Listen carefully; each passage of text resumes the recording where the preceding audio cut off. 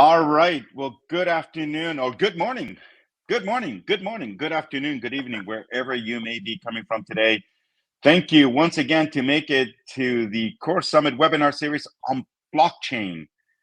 And it's exciting. We have a great topic today once again, but it's going to be an interesting one. We'll get to it. First of all, I just want to thank our sponsors for making this happen. We're always very grateful. Without them, we wouldn't be able to distribute this educational material to help everyone.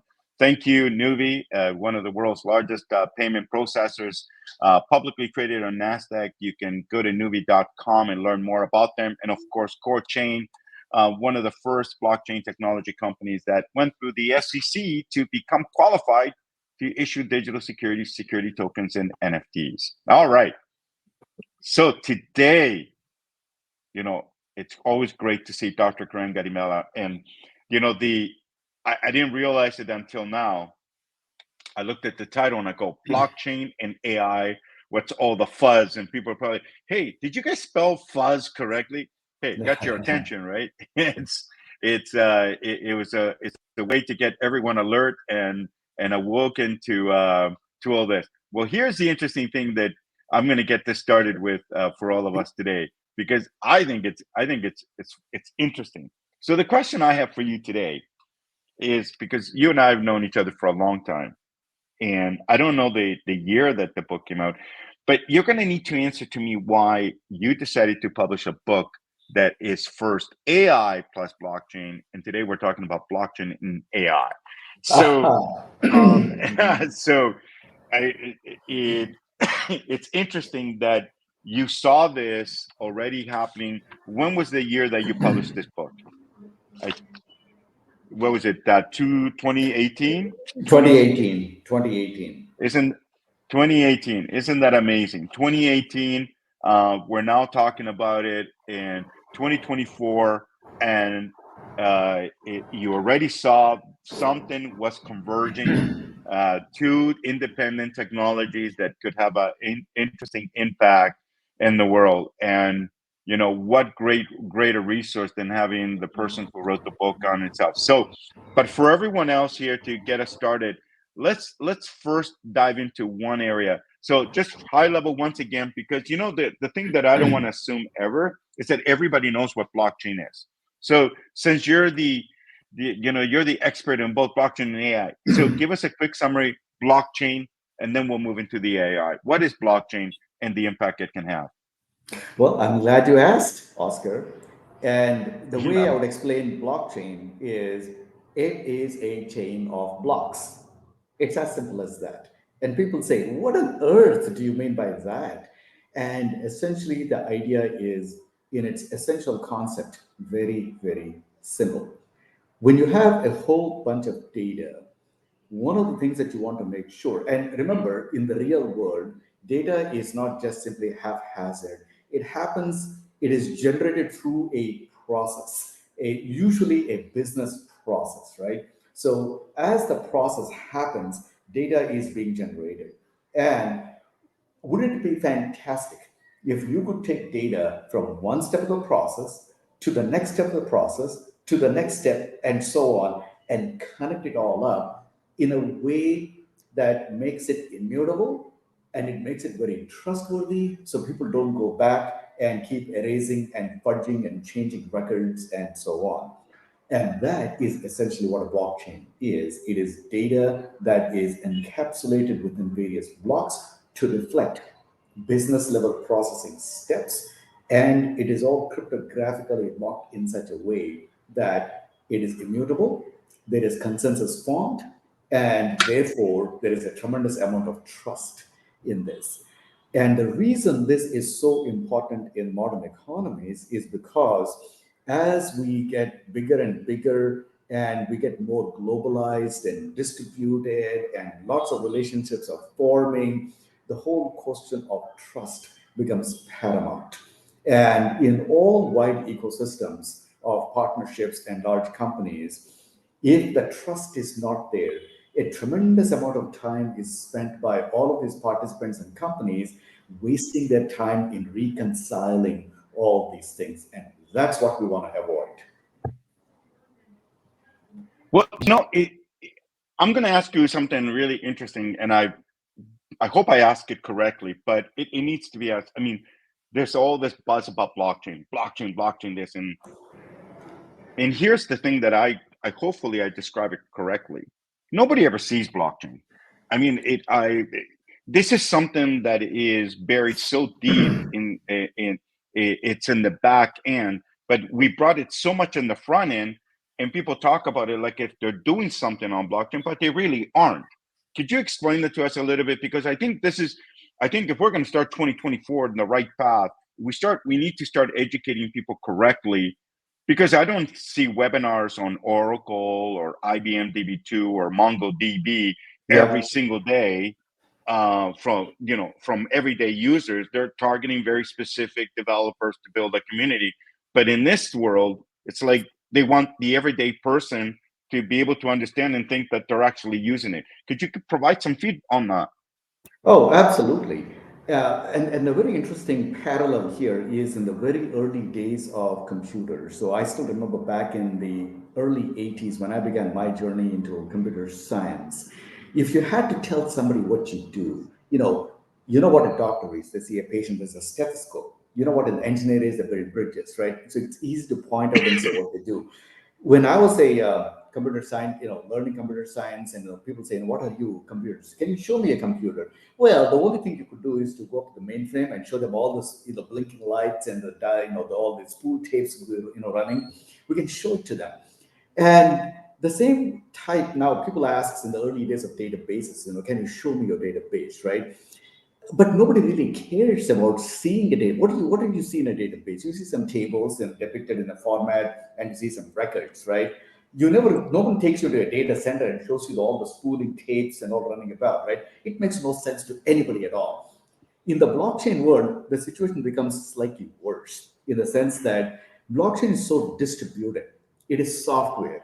There are no blinking lights to show, right? And it's all very under the cover. So there's nothing to show. People come to me and say, "Can you show us your blockchain?" And I'm going, "Well, I can show you the transaction cryptographic hashes and stuff." And they'll say, "What does all this mean?" Well, that's the point of it, right? So today, when you conduct business, let's say with Amazon, you Best Buy, you go to all the stores. Do you ever go up to them and say, "Please, can you show me your database? I want to make sure our data is safe. Can you show it to me?" No one asks this question. You kind of take it for granted. It's a very same situation in blockchain also. I mean, where would you point? Where is Bitcoin? Where is Ethereum? Who's actually going to point out to me that except to show Etherscan, which is simply a website, and that's it, right? So it's kind of very funny how people feel about what blockchain is. I mean, it's really a underlying infrastructural technology, really. And that's, I mean, this is an important aspect, because I think the better we describe that to the general public, they understand. So it's something that is sitting there, and above it, there's something else that needs to talk to it that gets displayed to there.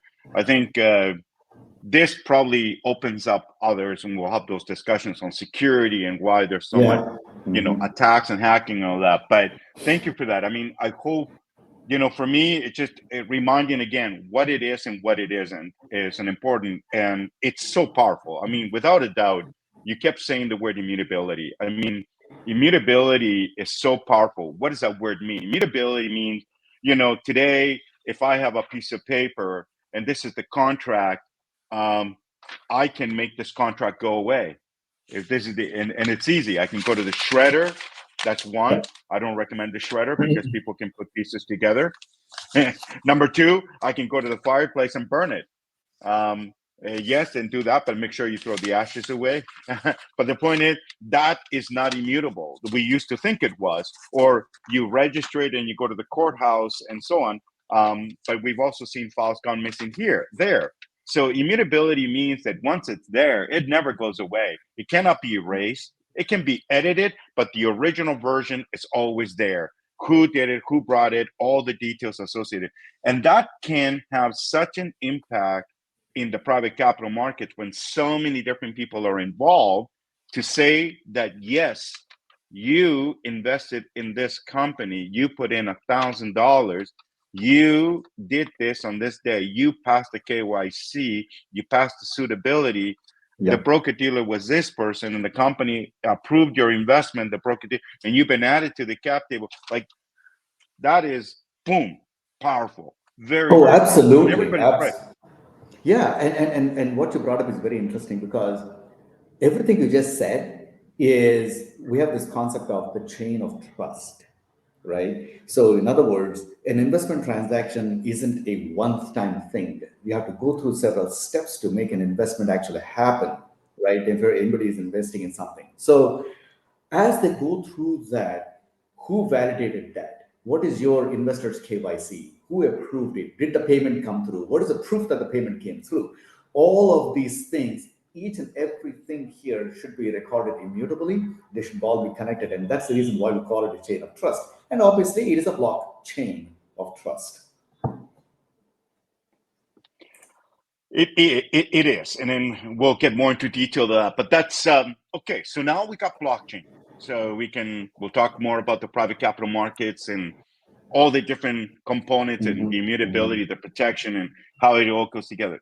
Now we have another powerful technology, artificial intelligence, which I understand your PhD is based on artificial intelligence.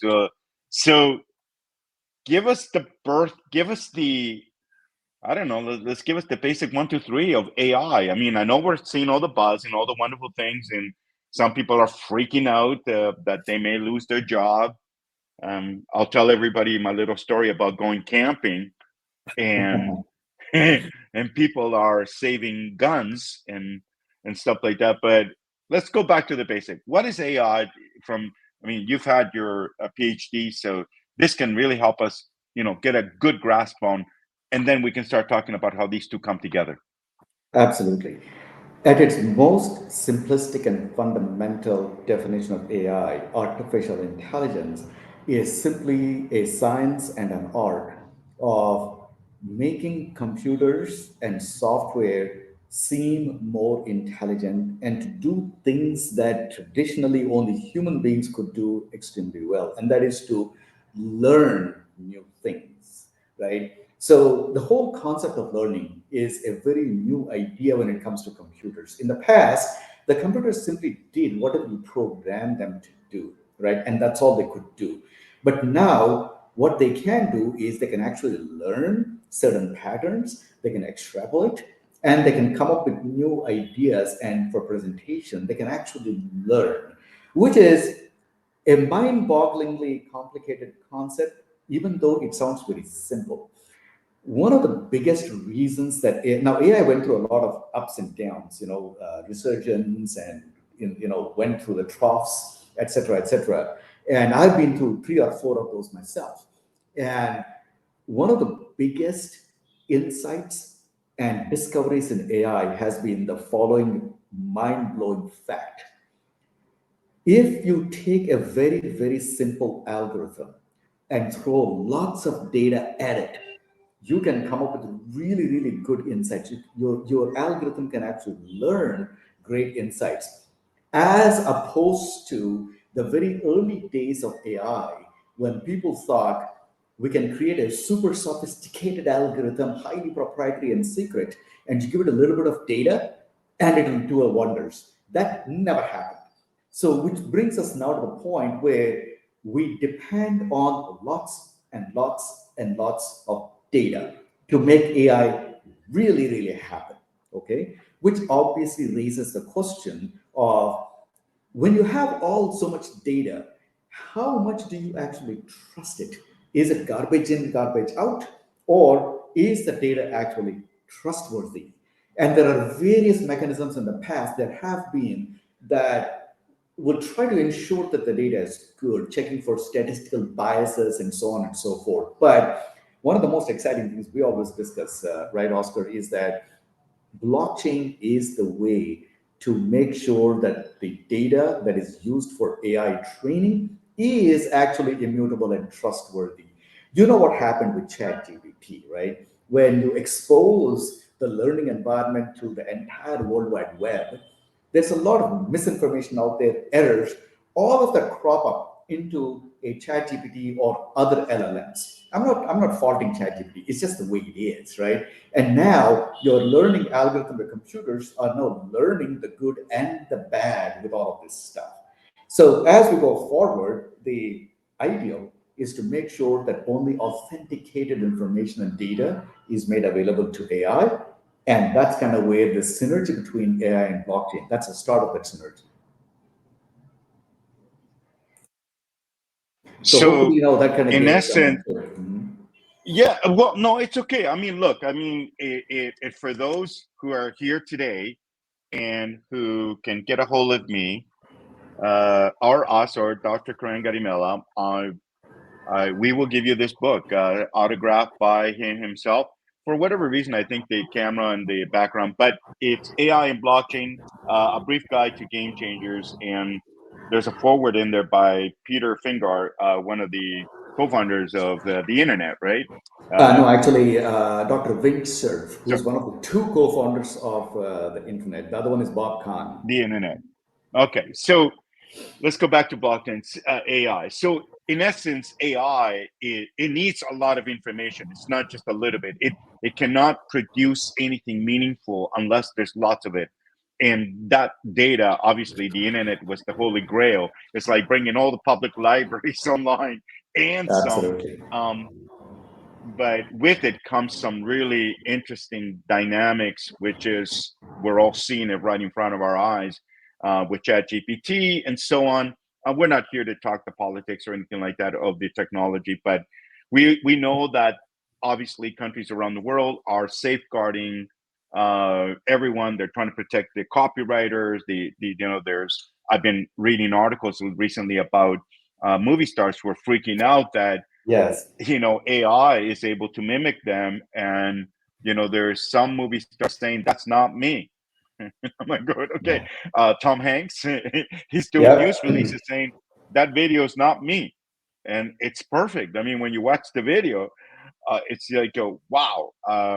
And so we've gone from zero to 100 in one leap, very quick leap. And how it happened is just phenomenal, how it was able to get out that quickly. And not only that, now that you've unleashed it, a lot of consequences are being associated with it, with these elements. We're not going to talk about that other than just bringing it up as people to become aware that AI has a lot of benefits to it, but like anything that's beneficial, there will always be individuals that are going to, take it to another direction, and Yep. people need to know all the capabilities. So we're talking about data. That's one. That data is not just text data. It could be video data. It Of could course. be written, visual, video. It could be Yeah. anything. AI can absorb it and reproduce it. Um, Another article I was just reading the other day is about one of the top models in the world in Spain. She's an AI. I mean, she is an AI. She makes millions of dollars a month, but she's an AI promoting items on Instagram, and she's not even real. Created by an agency. They did it. They're not. You know what I like? That's ethical. It's like ethical hackers. They Hmm. tell you they come in, they hacked, and they tell you how they did it, where the vulnerabilities. You can respect that. You can, hey, you know what? Thank you so much. For your assistant, they're doing the same thing. They're educating the market, saying, look at the capability. You still need to be very careful with everything that's going on, and so it's really important. So now we got these two powerful technologies, blockchain and AI in the general market, and we Hmm. can't tackle the entire general market, because if we do that, I hope everybody's ready. We should be done probably by, what do you think, February the 28th? Maybe by Something then like we'll get that. through. Yeah. Exactly. So instead, today we're only going to cover the private capital markets, because obviously that's the topic at hand. So let's talk about that convergence that's occurring and related to the private capital markets. I'll put in, uh, from your point of view, what do you see that's happening, and how do you think within the private capital markets, how some participants are going to use this that's going to have a positive impact not a negative. Absolutely. I just want to start with a little bit of an anecdote on how I came to write the book. So, previous to that one, I had written two books, and my publisher came to me and said, "Well, you've been in AI for a very, very long time, and you also now know quite a bit about blockchain." And we started that conversation back in 2015, 16, thereabouts. And he said, "Why don't you write a book about both of them together?" And I include a lot of people in those early days. I went to many, many companies. It's all written in the book. I have references to them. And what I found is that all of the people who dealt with AI never dealt with blockchain, and everybody who dealt with blockchain never dealt with AI. There were sort of these two separate parallel streams. They never talked to each other. But when I started looking at this one, I actually asked my audience when I was researching for the book. I was talking to many folks on both camps, and I would go to the AI people and say, "How do you see blockchain helping you guys?" And there were no immediate insights or answers to that one. I would go to the blockchain people and say, "How do you think AI might actually work for you?" And again, there was a bit of a blank stare on that one. So, but as we had this conversation, some aha moments went up in their eyes. And this is all very relevant for the private capital markets, right? But the idea is that when AI people started talking about blockchain and I started educating them on what blockchain can do, the lights go off and say, "You know what? All of the data that we get, we spend a lot of time worrying about how clean the data is, who collected this data. Are these valid researchers? They're just out there in a public database. What sort of protocols have been followed, right? What is the quality of the data that's coming through?" And after we make this analysis, when we share the results of our analysis in AI with others, can some other researchers replicate what we did, but then the original data has been now been tampered with?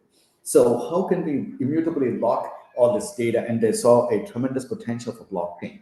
Similarly, on the blockchain side, people said, as we had this conversation with AI, they said, "Hey, wait a minute, we have consensus mechanisms in distributed systems in blockchain. So how can we use AI to create dynamic consensus systems?" And then people said, "Wait a minute, smart contracts."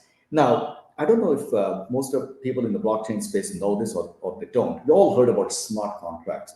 Well, like I put it, there are only two things you need to know about smart contracts. Number one, they are not smart.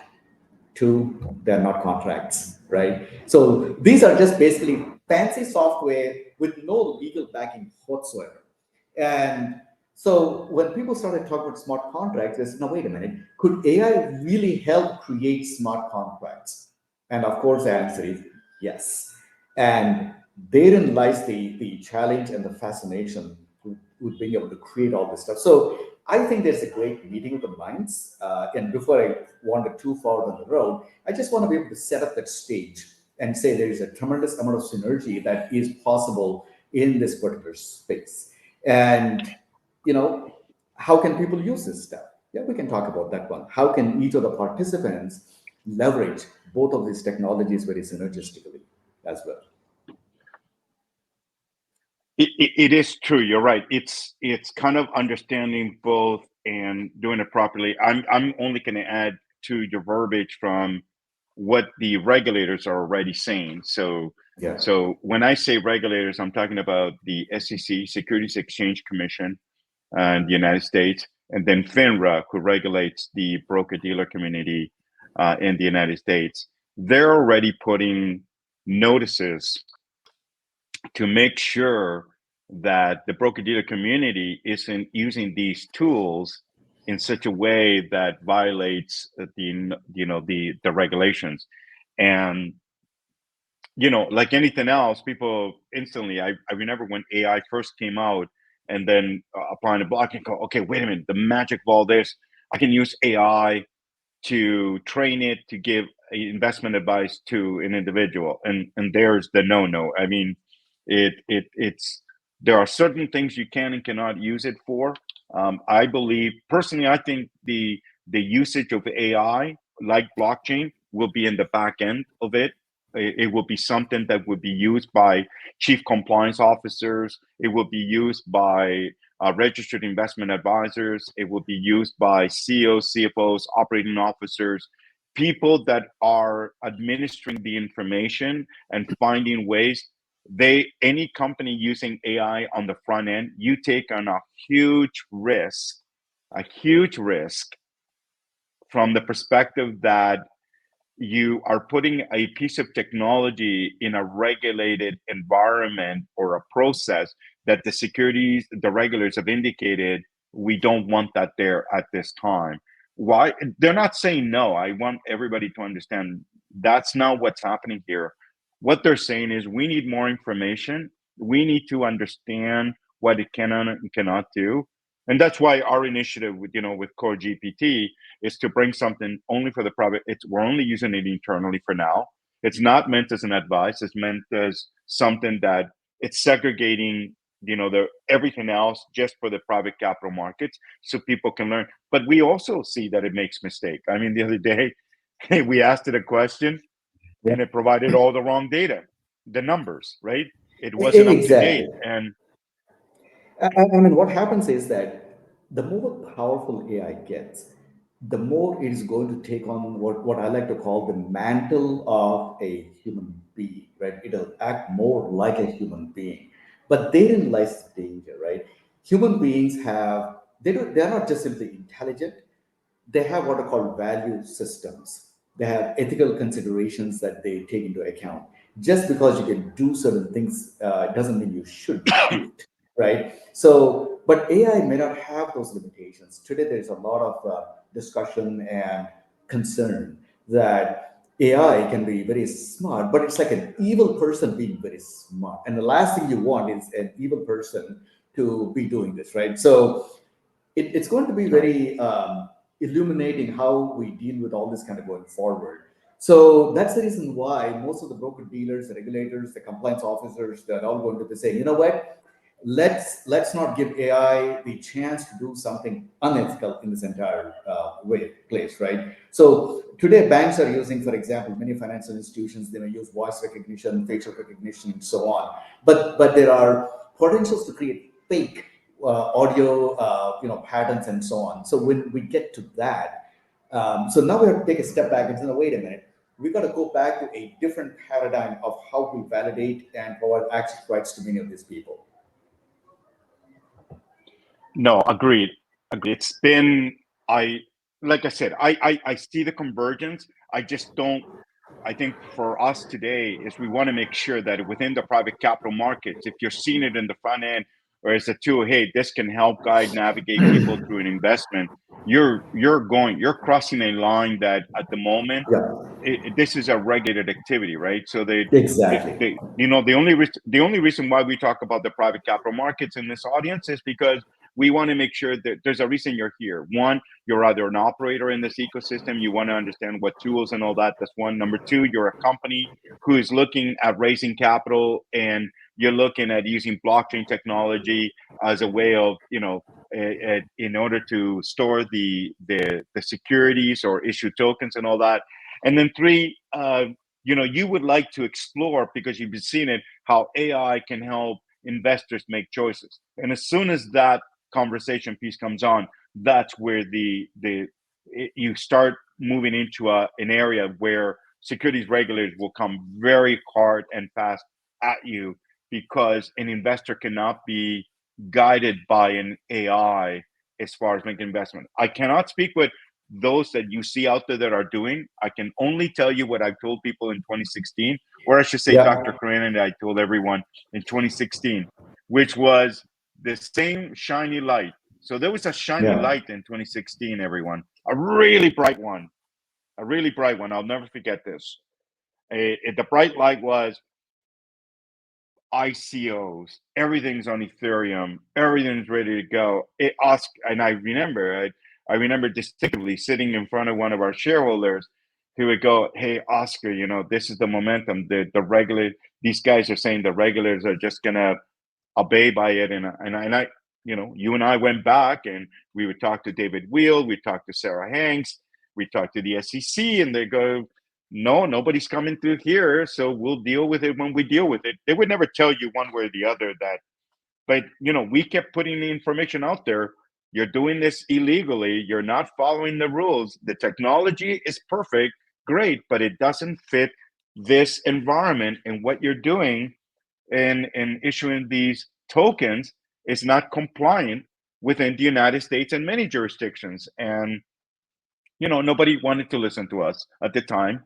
And what have we learned since 2018? Well, the crash of everything, where the regulators stepped in. And obviously, here's the beauty of this model.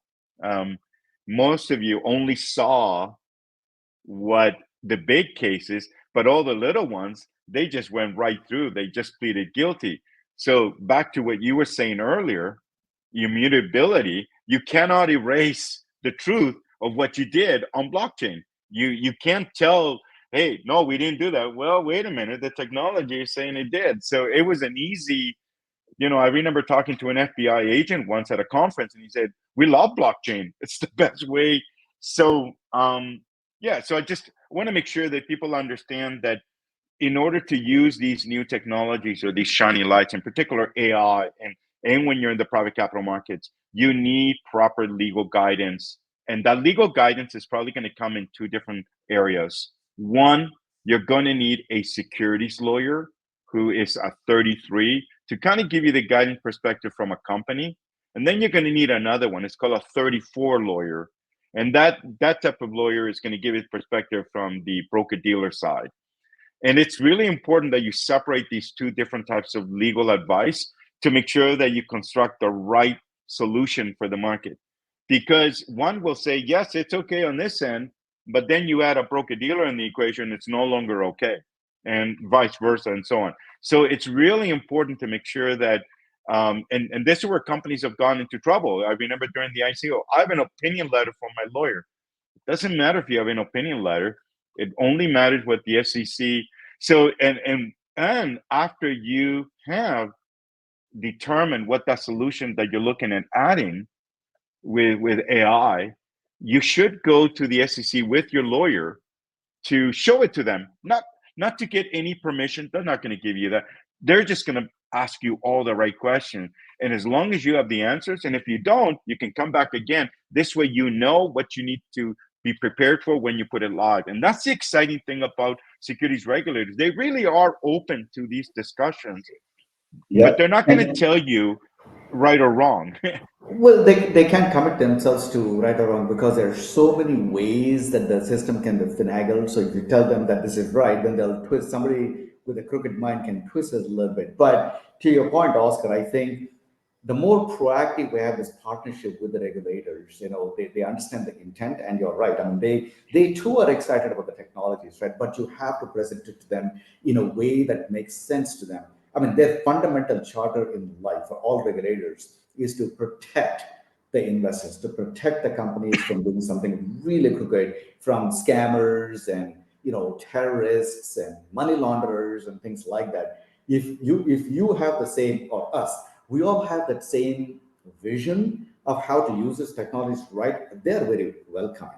It's only when people say, oh, I've got to go to a foreign country destination because it's easier for me to do things there that I cannot in the US, that's when things kind of get suspicious. No, agreed. And I think, I didn't want to get into the whole issue of compliance, but because we are in the private capital market, we are talking about two amazing pieces of technology. We need to put that forward there so people don't get caught up on it. Make sure the conversation begins with, am I going to be compliant with what I'm doing? And we're not suggesting you wouldn't be. We're just saying you need to start the conversation in that manner in order to make sure that whatever you're implementing is not going to put you offside with the regulators. Because when you do, that cost is much greater than whatever you're developing or working on, and when it comes to the technology. So let me ask you, we talked about the regulatory side. I think we beat that down. We talked about blockchain and AI. Let's talk about some really specifics within the private capital markets where you see personally where AI could be implemented in the environment in private capital markets that would not have a negative impact with the regulators. So there are actually a couple of positives in this entire thing when you look at application of AI technology in this space, right? So let me give maybe an example. So in the very early days, when payment processors and credit card companies were processing payments, the issue of fraud became, predominant. So what did they do? Well, that's when a lot of these payment processors, the Visa, the Mastercard, the American Express networks, they're actually a very early adopter of AI technologies for fraud prevention. So they run a lot of different algorithms on these transactions, and let's really give them credit. Where they did a fantastic job. Remember, Visa in prime time, peak volume time, process almost like 30 to 40,000 transactions per second. That's how at peak time, right? And for every one of those transactions, they go through a machine learning model that can track fraud and give a probabilistic idea of is this likely to be a fraud or not. And that sheer processing is like mind boggling. Most of the acquirers in this space, they actually have to turn around within 2 seconds. That's a regulatory requirement to do this. I see now going forward in the capital markets what appeared for payment processing also happening in the complete end-to-end transaction of any of the securities transactions. So in other words, there is a tremendous amount and opportunity and scope for fraud to happen in different ways outside of the payment mechanisms themselves, right? So our ability to track that, catch patterns in this one, and see who is investing in what. I mean, we know of several cases. I mean, we have actually manually seen, we have examined some situations where an investor makes all these investments, but we see a pattern that clearly has a fraudulent intent. Thank heavens we actually catch this thing through our systems, but it's very self-evident. Now, there are so many other patterns like this that emerge in these private markets. And in fact, the private markets are much more challenging than the public markets, because in the private markets, the scope for innovation in contracts is unbelievable. So when you have that, there are more opportunities for finagling something between the CEOs, the shareholders, the other partners, and so on. Things can go wrong in many, many different ways, right? So, but how do you scale all this? How do you leverage the power of AI? But that's kind of exactly a fantastic use case for AI in this. I gotta keep And now, remembering to what? take that mute.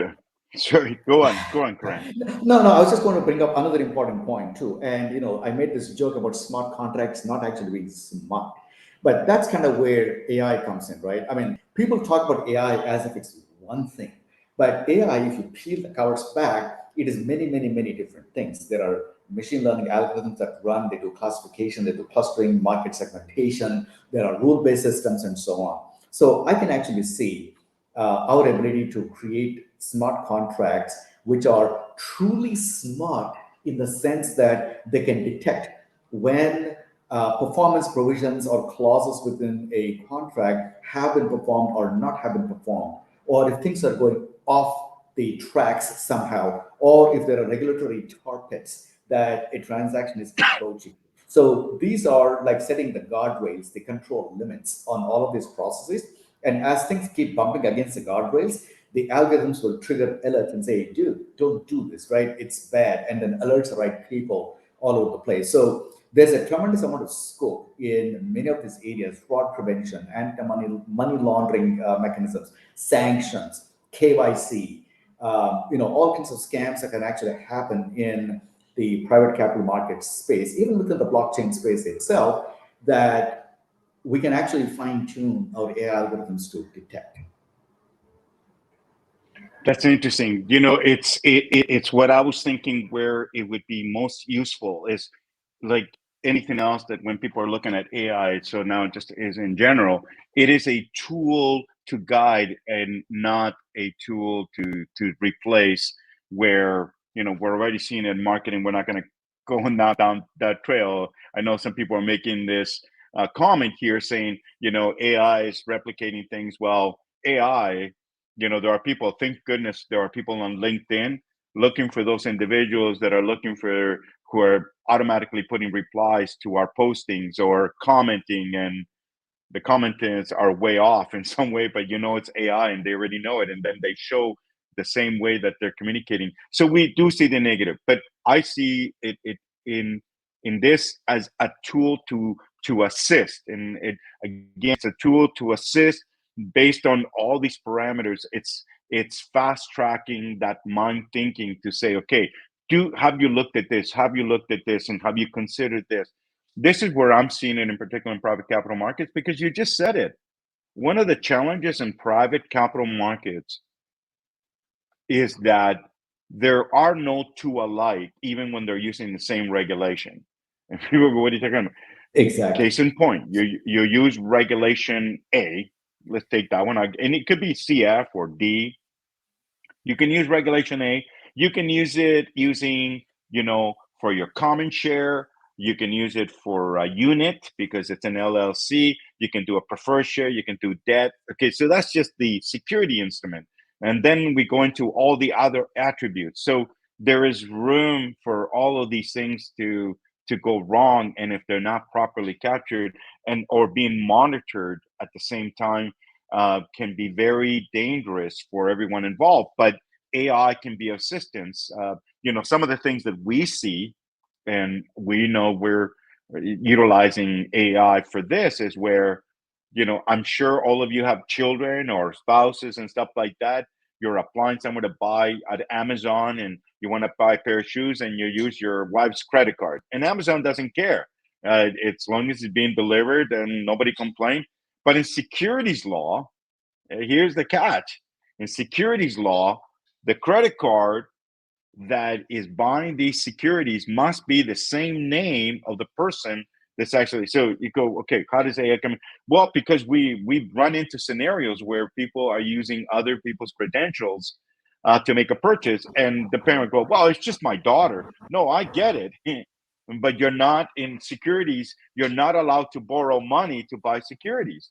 And this is the part that the fundamental of securities, people have not.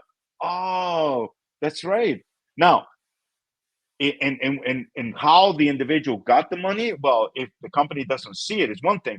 But if you're using your dad's credit card or your dad's ACH account or anything like that, or it's coming, the wire transfer is coming from their account, the money's getting reversed right back, right? If you remember us, we got somebody Absolutely. that wired money into our account. We had no clue who that was. Boom, send it right back.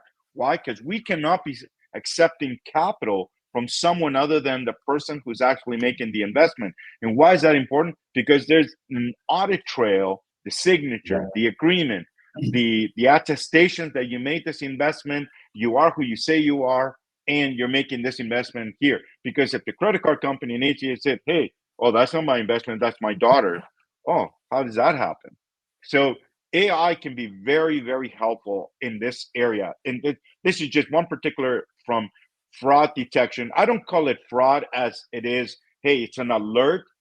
It's a family member Yeah. using, and we've seen this time and time Yeah. again where this happens, right?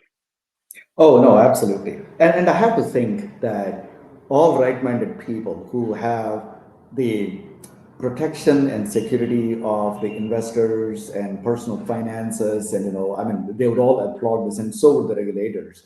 Because anyone who is looking at analyzing transactions to catch problems, they'll say, wait a minute, how do I know that my analysis is right?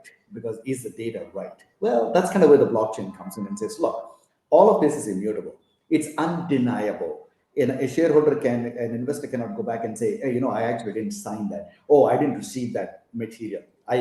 They can't, because they click the box. Everything has been, recorded on the chain. It's there. It's totally attested. And you look at all their IP addresses and where they are.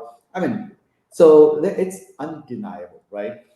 That's the reason why when you look at all of the data, the fundamental is sitting on a blockchain, and then people apply analytical tools for various reasons, right? It's regulatory compliance, it can be marketing, it can be operational efficiency, it can be a whole bunch of other things, right? All of them are assured that they're actually using the right data the right way, right? I mean, that has to be one of the most powerful and compelling reasons for the synergy between this AI and blockchain. Agreed. And it, again, you and I are constantly beating ourselves every day. How do we Yeah. use this in a way that it's going to have a positive impact to It's not going to spook anyone, because we're working with broker dealers, we're working with all these different participants, and the last thing we want them to be is, oh my God, you're using AI technology, so is this going to affect me? Do I need to report to FINRA and anything? Because I need to be careful what this will do for my business. So it's sort of like everybody, they have every right to be concerned. You know what I mean? They have every right to be concerned. They have every right to um, to ask these kind of questions. And the only thing we can do is make sure that we do not cross that line. And the only way to do that is just, again, constantly asking yourself the questions of regulatory. And then comes another big one, and we're going to talk a little bit about that, because it's not a technology question. It's not a regulatory question. It's a question that, for the very first time, I'm so happy after 30 years with technology, it's finally come up. And that's the question of trust. Because you mentioned it a few times, technology trust. So my thesis is that, since the early 1980s, since we've been implementing technology, we've been telling people, trust this, trust this. And for some people here in this audience, you may not have been there in those days in the early 80s when computers looked like, semi trucks. And today, it's as small as a phone, and even 100 times, 1,000 times more powerful. And so that's one. But over the years, it's always trusted, don't worry. But they make mistakes. They erase data. Data gets erased, or they get hacked, and this and that. We've been using this trust as a shield within technology. But something happened as of recently where a different type of trust was broken that's even uncomprehensible in a way in business, but because it tells you the ethical manner in which you conduct your business, and then two, how you will apply technology. And I want to talk a little bit about that, where it's not so much trust about the technology, it's trust about where is the other layer in this element when you're applying this that company need to go through regulatory, shiny light, that's the job. Where's this trust element come in? I think that as the complexity of processes and complexity of business partnerships, the new models that are coming up, we see all the time, the more complex it becomes, the more trust becomes very important. And I think we have to be careful, Oscar. I mean, I don't necessarily mean that, the lack of trust doesn't mean somebody's crooked.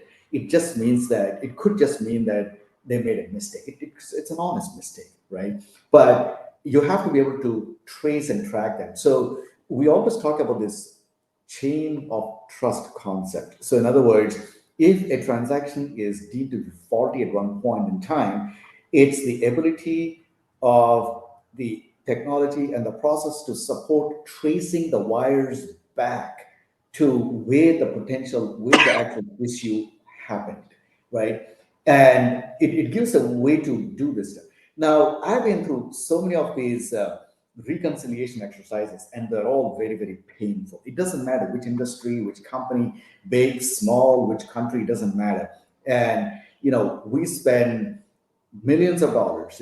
We spend a boatload of time and effort sitting in and looking at documents and saying, so we need to reconcile the accounts, the transactions, the inventories between different parties, and it becomes horribly mind-blowing. At one point, I was working in the telecom billing area, and the big telecom companies had at least 1,000 people in a building sitting doing nothing but reconciling accounts between all these telecom parties. And I'm going, why is that necessary? Well, it's just because there's so many handoffs and so many transactions fall between the keys and between the process steps somewhere. No one knows where these things are. Now, just think about establishing transactions and recording them on the chain only when all the parties actually agree in advance. And that's called consensus, right? But once you do that, it becomes immutable, and there's nothing better because now you can trace it back if you ever need it to. This is exactly where a combination of AI, smart contracts, which are really smart, not just in name, but in actuality, would go a tremendous way in making our capital markets very, very fluid. And that's a vision that, I'm just dying to make happen. And I agree with you on that. That obviously with all that, but you said the key word that I was looking for, and thank you for. I must have done a layup in the basketball world, but and that is you said human, and the human touch is still the human touch. We're a flawed, Absolutely. as we are. We're not perfect. We're human beings. We're not robots. We're not programmed with a zero and a one. That's it. So therefore, and what I was trying to get at with trust is that you can have the most wonderful technology in the world. If I'm telling everybody right now on this call right now that this is an iPhone 18 and I put it on the blockchain and so that, yes, I mean, people's argument is, Oscar, that's an iPhone 18. Well, how do you know it's an iPhone 18? Well, because I don't know, it's on the blockchain. No, and that's where people need to, when you're putting these kind of things on the chain and all that, it makes it something that there's a trust element here that you need to understand who the participants are to make sure that it goes correctly. Here's another thing that about trust that I was trying to get at. Recently, a company used technology and breaking the most important trust of all is when someone trusts you to be their vendor.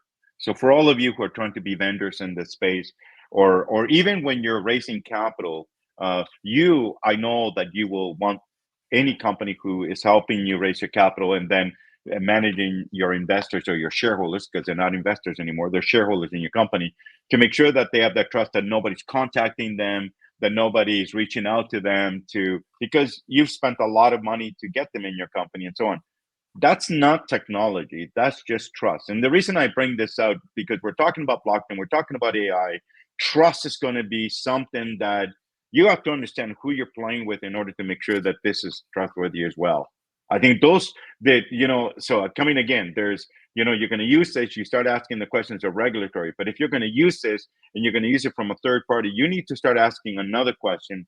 What does trust mean to you? What are you going to do with what I'm providing you? Are you going to do these things? And people had never had to ask those questions before. I remember 30 years ago in the early days, those were questions. That's why people were, I know people are going to think this is crazy, but there was a time when everybody had internal servers to run their businesses. Yeah. Everything was internal. You would hire a network administrator, which we call God, and God would put in the master password, and everything you needed to do, God would control. Today, we don't have any of that. God is the internet.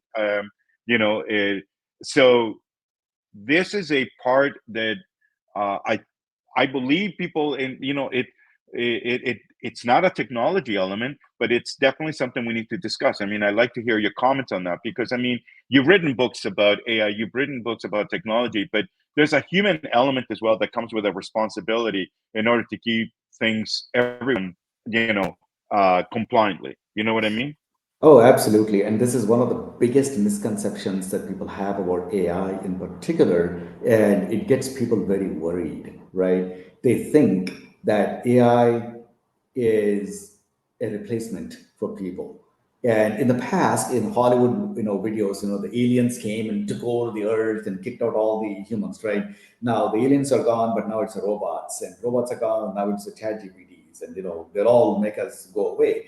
That, in my opinion, is not going to happen for various reasons. But the most important thing really is that humans don't operate just based on the data. They also have to operate based on values. They have to think about what is ethical, what is not ethical. This is the reason why you just cannot and should never think that AI will replace humans, right? Will some jobs be affected? Of course, they'll be affected. But does it mean that we'll kick out all the humans and let just computers run it all the time? I don't think so, because computers, and doesn't matter how good the AI is, at this point in time, maybe it'll change 100 years from now, but at this point in time, AI still cannot make ethical judgments. It doesn't have the emotional mechanism and the value-based mechanism to make it happen. So I think much of the angst that people have about AI is sort of misplaced, because of that. No, I agree. And I wanted to text on that because there's a lot of discussion about this, whether this particular company broke any securities law, they broke any privacy law. They didn't. And so as you read in Forbes and TechCrunch and SMBC, this is a company that went from 50 million only 2 years ago. It's worth 6.8 billion today. It's one of the largest unicorns in Silicon Valley. But it broke the most biggest rule of all, the trust between a company and its customers who relied. And it's really interesting the way the CEO of the company described it. I trusted this company to manage the most important assets of my company, and for this to have happened, it's just and without even reaching out to me and lying to me about it, that they've only done it only once, but it was actually more. But the point is, you're right. We need to start. There are other ethical questions that need to be addressed, and you can't escape it, because once you implement this or you work with this, you're gonna be in that hot seat. And for those that are also here, so when you're using these technology in the private capital markets, the thing that you need to be aware of, the vendors are not going to be the ones that the regulators are going to go after. They're not. The vendors are the vendors. The SEC and FINRA will not interfere with the free enterprise of the market. Who they're going to go after is the one who purchases it, knowing it, because you are a regulated entity or you're acting in a regulated capacity or you're going to do a regulated activity. You don't get a pass. I did not know. That disappeared, just so you know, in 2003 after the Enron collapse.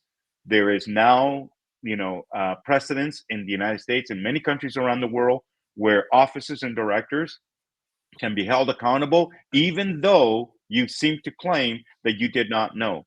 The response by the courts is you should have known, because you were put in a position that other people entrusted you to make those decisions, and you took on that responsibility. You cannot bail. And same thing when advisors and directors are joining companies. You cannot bail on the fact that, oh, I didn't know about that. It was your responsibility to. So we're talking about blockchain and AI, and why we're bringing all these software, because this is what becomes the negative elements of these technologies when people do not implement them properly. We're not here to talk about the tech itself. We're here to talk about how to use these in the private capital markets in a compliant manner, so we can all see the true benefits of it in a way that it will have a positive impact with all the stakeholders, the companies, the investors, the shareholders, the intermediaries that are regulated, lawyers, auditors, FINRA broker dealers, the regulators. There's a lot of people involved in order to make a transaction happen. And it's pretty exciting, right? I mean, I'm pumped up. Absolutely. And the way I love all this. Yeah, and the way I'd like to put it, maybe sort of in conclusion, is that, think about AI and blockchain like the rails and then the train that they're going on it, right? That's two. So the rails are straight and smooth and nice. The train can go very fast and good. But there's only one thing that will help make sure that the rails point in the right direction, and that's the human. Agreed. And I hope all of you enjoyed the chat we had today. And it's, our perspective is purely coming from the private capital markets. And as you will hear in other summits that are coming up, we want to give you an insight into this market only. We will bring in examples of what's going on out there. And obviously the topic of trust has now become the hot topic for 2024. Interesting enough, Kiran and I, we were anticipating what 2024 was going to be about, and we broke it down into two words: compliance and trust. And the reason we knew that is because when people keep losing money, investors keep getting robbed, and people will lose trust in not the technology. We can't let them think that it's just the technology. It's a human being that actually made that happen. And unfortunately, people are seeing it as the technology, and we need to reverse that, because blockchain, amazing technology, so many positives in so many different sectors when the right people are implementing and doing it. AI, same thing. But like everything, sometimes we need to see the bad in order to. So sometimes you got a little bit of chaos. So right now, AI is going through chaos. Make no mistake. It's eventually there's going to be a little bit clearer clarity. in the private capital markets, clarity is already there. So you should be at the clarity stage, and you should already be thinking, I need to be compliant, and I also need to make sure I am building trust, or I have partners that will actually align that theology that I have or vision that I have for my company or my partner. Trust is everything. So as I said before, what I want to leave you with, if you want to get a hold of us, we will get you a free copy of this book. We have other books that we publish, Digital Securities 101. Obviously, AI and blockchain is another great book, reading material that we can provide you to help you get to the basics. And then, of course, we welcome any of your feedbacks. For today, I just want to say thank you to everyone. Thank you so much for allowing us to have this amazing conversation. And again, having a great people like Dr. Kiran Garimella and many others out there who are bringing in the enlightenment and teaching us to make sure that we have a full understanding. Till next time, we will see you next Wednesday at 11:30 a.m. with another great speak, and we will have a guest, which is great, Prayer. We're going to have a guest at our next event. Till next time, everyone, have a fantastic week. We'll talk to you soon. Bye-bye.